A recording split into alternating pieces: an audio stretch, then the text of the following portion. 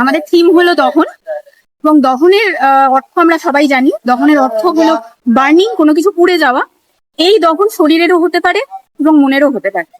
আমরা এখানে বিশেষ করে যে দহনের কথা বলতে চেয়েছি, সেই দহন হলো অ্যাসিড সার্ভাইভারদের সাথে ঘটে যাওয়া দহন, যেটা অ্যাসিডের মাধ্যমে হয়। এই দহনটা কিন্তু শারীরিক এবং মানসিক দুরকম ভাবে একটা মানুষকে দগ্ধ করে। এই বিষয়টাকে বোঝাতে গিয়ে, ঠিকটাকে তুলে ধরতে গিয়ে আমরা আমাদের প্যান্ডেলের বাইরেটা ভীষণভাবে সাধারণ রেখেছি। আমরা বেশি কিছু করিনি। অন্যান্য প্যান্ডেলের সঙ্গে তুলনা করলে এটা দেখা যাবে যে ভীষণই মিনিমাল অ্যাপ্রোচে যাওয়া হয়েছে। এখানে দেখা যাচ্ছে কিছু মেয়েরা প্রোটেস্ট করছে এবং তাদের হাতে বেশ কিছু স্লোগান লেখা প্ল্যাকার্ডও রয়েছে। এছাড়া একটা ফিনিক্স পাখি আমরা প্যান্ডেলের উপরে রেখেছি, যে ফিনিক্স আসলে ওই দহনের পরে তার ছাই থেকে নতুন করে জন্ম নেয়।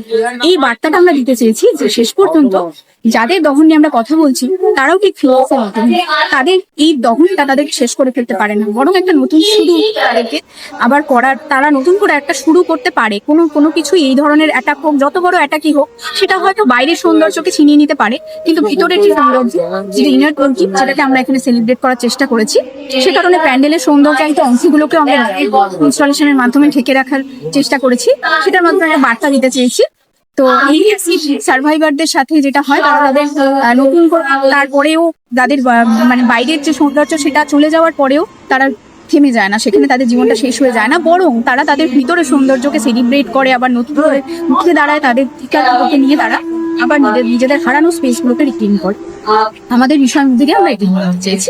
এবার এটা প্যান্ডেল ভিজিট করলে আরো ভালো করে বুঝতে পারবো যে আমরা কি ভাবে এটাকে বলতে চেয়েছি, এবং তার জন্য আমরা কি কাজ করেছি।